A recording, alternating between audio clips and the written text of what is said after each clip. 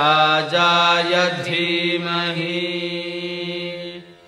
तन्नो धन्वन्तरिः प्रचोदयात्।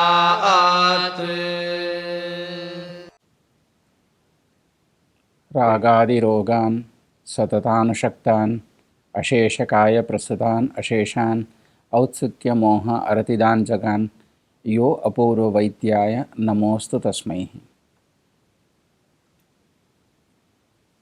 ಭಾರತೀಯ ಶಾಸ್ತ್ರದಲ್ಲಿ ನಮ್ಮ ಆಚರಣೆಯಲ್ಲಿ ನಾವು ಸೇವಿಸುವಂಥ ಅನ್ನಕ್ಕೆ ಒಂದು ಪೂಜ್ಯ ಸ್ಥಾನವನ್ನು ನೀಡಿದ್ದೇವೆ. ಯಾಕೆಂತೇಳಿದರೆ ಈ ಅನ್ನ ಹೇಳುವಂಥದ್ದು ದೇವರಿಗೆ ಸಮಾನ. ಅನ್ನಂ ಬ್ರಹ್ಮೇತಿ ವ್ಯಜನಾತ್.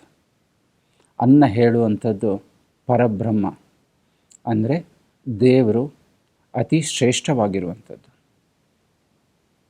ಈ ಅನ್ನದಿಂದಲೇ ನಮ್ಮ ಶರೀರದ ಪೋಷಣೆ ದಿನನಿತ್ಯ ಆಗುವಂಥದ್ದು.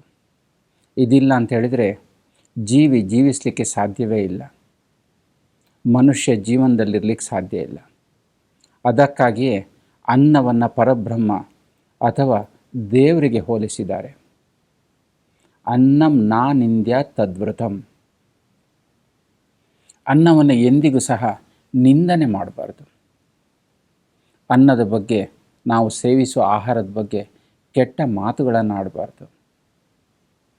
ನಾವು ಅನ್ನವನ್ನು ಸೇವಿಸಬೇಕಾದ್ರೆ ಅನ್ನವನ್ನು ನೋಡಿದಾಗ, ಆಹಾರವನ್ನು ನೋಡಿದಾಗ ಅದರ ಬಗ್ಗೆ ಒಂದು ಪೂಜ್ಯ ಮನೋಭಾವ ಇರಬೇಕು. ಅನ್ನವನ್ನು ವೇಸ್ಟ್ ಮಾಡಬಾರ್ದು. ಇಲ್ಲಿ ಅನ್ನ ಅಂತೇಳಿದರೆ ನಾವು ಸೇವಿಸುವಂಥ ಪ್ರತಿಯೊಂದು ಆಹಾರ ಪದಾರ್ಥಗಳು, ನಾವು ಸೇವಿಸುವ ಪ್ರತಿಯೊಂದು ಆಹಾರ ಪದಾರ್ಥಗಳು ಶರೀರದ ಒಳಗಡೆ ಹೋಗಿ ಜೀರ್ಣಿಸಲ್ಪಟ್ಟು ಶರೀರದ ಪ್ರತಿಯೊಂದು ಅಂಗಾಂಗಗಳನ್ನು, ಅವಯವಗಳನ್ನು ಪೋಷಣೆ ಮಾಡುತ್ತದೆ. ಹೀಗೆ ನಮ್ಮ ಜೀವವನ್ನು ಪೋಷಣೆ ಮಾಡುವಂತಹ, ಜೀವನಕ್ಕೆ ಕಾರಣವಾದಂಥ ಆಹಾರವನ್ನು ದೇವರು ಅಂತ ಹೇಳಿ ಅದನ್ನು ನಿಂದನೆ ಮಾಡದೆ ಪ್ರತಿನಿತ್ಯ ನಾವು ಈ ಭಾವನೆಯಿಂದ ಸೇವನೆ ಮಾಡಬೇಕು. ಅನ್ನಂ ನಾ ಪರಿಚಕ್ಷೀತ ತದ್ವೃತಂ. ಅನ್ನವನ್ನು ಎಂದೂ ಸಹ ಪರಿತ್ಯಾಗ ಮಾಡಬಾರ್ದು. ಅನ್ನ ಬೇಡ ಅಂಥೇಳಿ ಅದನ್ನು ತೆಗೊಳ್ಬಾರ್ದು. ಉದಾಹರಣೆಗೆ ನಾವು ಊಟಕ್ಕೆ ಕೂತಾಗ ನಮ್ಗೆ ಎಷ್ಟು ಬೇಕು ಅಷ್ಟೇ ಹಾಕ್ಕೊಳ್ಬೇಕು. ಅಗತ್ಯಕ್ಕಿಂತ ಜಾಸ್ತಿ ಹಾಕ್ಕೊಂಡು ಅದನ್ನು ವೇಸ್ಟ್ ಮಾಡುವಂಥದ್ದು ನಿಷಿದ್ಧ. ನಾವು ಆ ಥರ ಮಾಡಿದರೆ ಸೇವಿಸುವಂಥ ಅನ್ನ ಅಥವಾ ಆಹಾರಕ್ಕೆ ಒಂದು ಗೌರವವನ್ನು ಕೊಟ್ಟಾಗುವುದಿಲ್ಲ.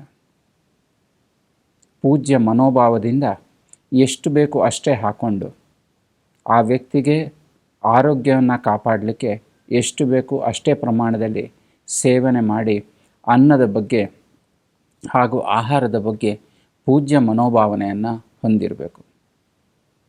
ಅನ್ನಂಚ ಬಹುಕುರ್ವೀತ ತದ್ವ್ರತಂ. ಅನ್ನವನ್ನು ಪ್ರಶಂಸಿಸಬೇಕು,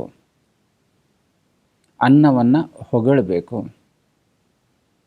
ಅನ್ನದ ಬಗ್ಗೆ ಒಂದು ಪಾಸಿಟಿವ್ ಆ್ಯಟಿಟ್ಯೂಡ್ ಇರಬೇಕು. ಇವುಗಳೆಲ್ಲ ಇದ್ದಾಗ ಅನ್ನವು ಸರಿಯಾಗಿ ಸೇವಿಸಲ್ಪಟ್ಟು, ಅನ್ನವು ಸರಿಯಾಗಿ ಜೀರ್ಣಿಸಲ್ಪಟ್ಟು ಶರೀರದಲ್ಲಿರುವಂತಹ ರಸ ರಕ್ತಾದಿ 7 ಧಾತುಗಳನ್ನು ಹಾಗೂ ಶರೀರದ ಇತರ ಘಟಕಗಳನ್ನು ಸರಿಯಾಗಿ ಪೋಷಣೆ ಮಾಡಿ, ಸರಿಯಾಗಿ ಪರಿಪಾಲನೆ ಮಾಡಿ ಒಂದು ಆರೋಗ್ಯವನ್ನು ಉತ್ಪನ್ನ ಮಾಡ್ತದೆ.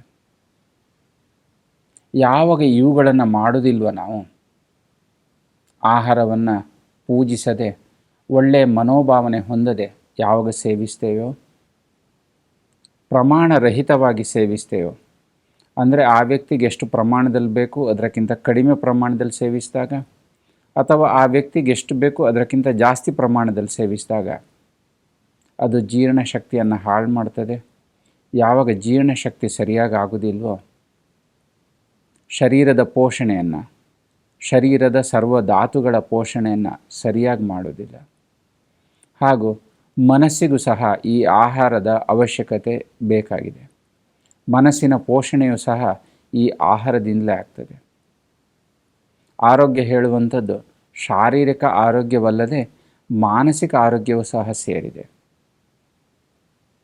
ಯಾರು ಶರೀರ ಆರೋಗ್ಯವನ್ನು ಒಳ್ಳೆ ರೀತಿಯಲ್ಲಿ ಇಟ್ಕೊಂಡು ಮನಸ್ಸಿನ ಆರೋಗ್ಯವನ್ನು ಚೆನ್ನಾಗಿ ಇಟ್ಕೊಳ್ಳೋದಿಲ್ವೋ ಅವರು ಸಹ ಮಾನಸಿಕ ರೋಗಗಳಿಂದ ಬಳಲ್ತಾರೆ.